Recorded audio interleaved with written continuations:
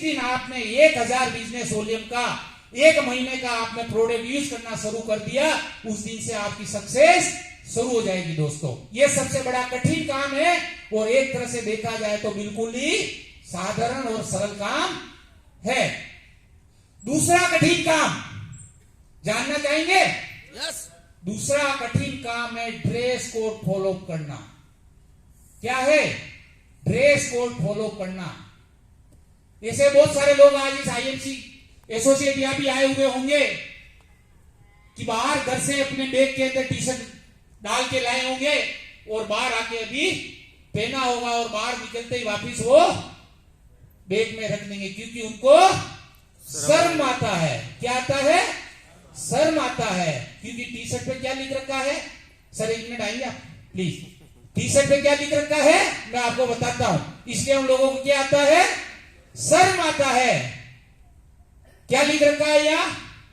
दारू पियो मस्त रहो। क्या लिख रखा है? दारू पियो मस्त रहो। क्योंकि लोगों के सामने जाएंगे तो गलत प्रचार जा रहा है, इसलिए शर्म आता है। लेकिन यहां क्या लिख रखा है सर? तुलसी पियो निरोगी रहो। Thank you sir. तो दोस्तों ड्रेस कोड हमेशा अगर आप फॉलो करते हैं, मैं आपको एक छोटा सा एग्जांपल बताना चाहूंगा इस टी शर्ट की वजह से। राजस्थान टोल मैं रोडवेज बस स्टैंड पे खड़ा था, यही आईएमसी का टी शर्ट पहनकर, और मुझे एक रोडवेज ड्राइवर साहब मिले। मैं जहां चाय पी रहा था वहां पर वो भी चाय पी रहे थे। जैसे चाय मेरे हाथ में आई, वो पहले वहां बैठे थे और उन्होंने मेरी टी शर्ट पे देखा और उन्होंने पूछा सर ये क्या है, और अपना तो पूछ लिया, इसका मतलब मामला हो गया। जैसे पूछा मैंने बताना शुरू कर दिया, ये वर्ड की बेस्ट तुलसी है, ये 200 बीमारी में काम करती है, ये करती है, वो करती है, ऐसा सारा चीज उनको बता दिया। उनको डेमो भी करके बता दिया। सर मुझे भी चाहिए।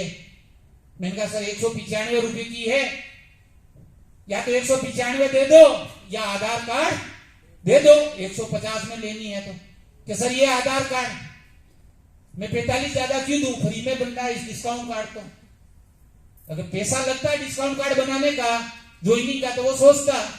उसने आधार कार्ड दिया और सबसे बड़ी बात मुझे ज्वाइनिंग डालने नहीं आता, क्योंकि मैं पढ़ा हुआ MBBS क्या कहते हैं वो, अब मुझे ज्वाइनिंग डालने नहीं आता। और ज्वाइनिंग डालना, मैंने उनसे पूछा ड्राइवर साहब आप कितने पढ़े हुए हो? कि साहब मैं 10वीं। मैंने कहा पास हो? कि हाँ बिल्कुल पास हो।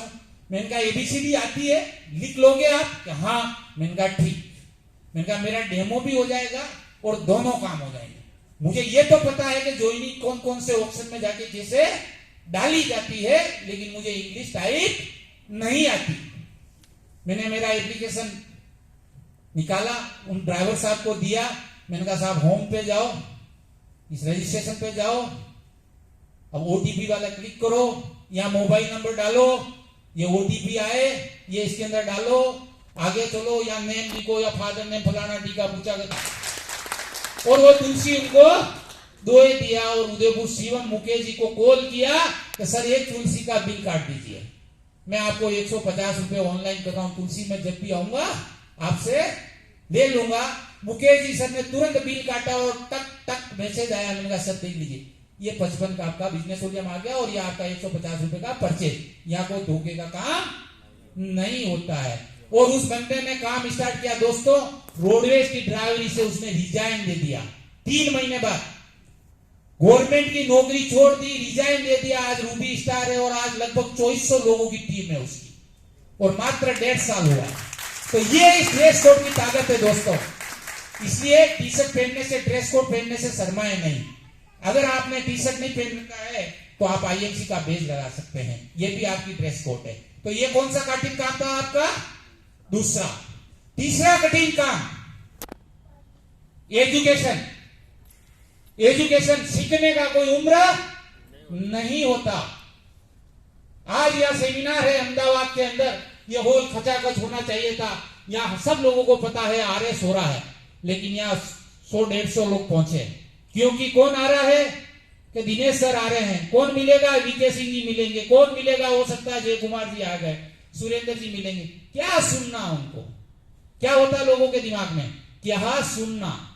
लेकिन मेरे दोस्त, अगर जिस दिन आपने रेगुलर सेमिनार अटेंड करने शुरू कर लिए और डेली कंपनी की रोज एरिया मैनेजर की डेली जूम मीटिंग होती है, अगर वो सुनना शुरू कर लिया और अपने लीडर जो जूम मीटिंग करते हैं उनको सुनना शुरू कर दिया, चाहे 100 किलोमीटर है चाहे 150 किलोमीटर है, मैं गारंटी देता हूं आप सक्सेस 100% हो जाओगे।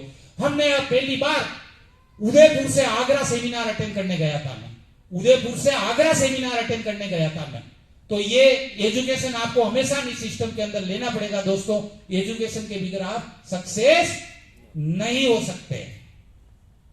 यह भी बहुत बड़ा क्या हुआ, कठिन काम है। लोगों को लगता है, मुझे नहीं लगता, लेकिन लोगों को लगता है ये कठिन काम। तो ये छोटे छोटे जो कठिन काम है, अगर आप इनको बिल्कुल सरल वातावरण में अगर आप चेंज कर देंगे तो आप बहुत जल्दी सिस्टम के अंदर सक्सेस हो सकते हैं। मैंने यही किया।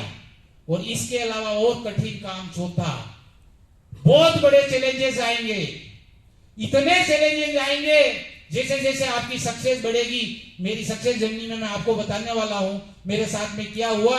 लेकिन लोग आपको अभी जैसे सुरेंद्र जी को बोला पागल बोलेंगे, ये भी बोलेंगे ये तुलसी वाला आ गया, ये डॉक्टर आ गया, बहुत सारे लोग बोलेंगे।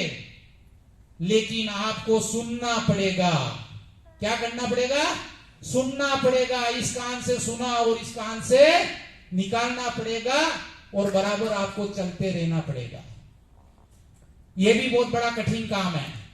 पांचवा कठिन काम, अपलाइन को फॉलो करना। अपलाइन कभी आपका बुरा नहीं चाहती दोस्त, कभी बुरा नहीं चाहेगी। ये उल्टा सिस्टम है। आप सक्सेस होंगे तो अपलाइन अपने आप सक्सेस होगी। लेकिन बहुत सारे लोग ऐसे होते हैं जो अपलाइन को गाली देते हैं। बहुत सारे लोग ऐसे होते हैं, अगर उनका लेवल मेंटेन अगर थोड़ा सा कोई दिक्कत हो गया, साला अपलाइन नहीं चाहता था मेरे को ऊपर बढ़ने देना, बोलते हैं क्या? लेकिन अपलाइन कभी आपका बुरा नहीं चाहती। अपलाइन ही एक नेटवर्क मार्केटिंग के अंदर एक ऐसा सिस्टम है, वो हमेशा आपको हाथ पकड़ के लेके चलती है दोस्तों।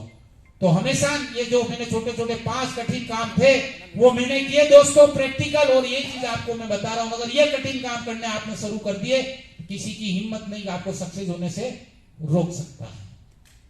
तो दोस्तों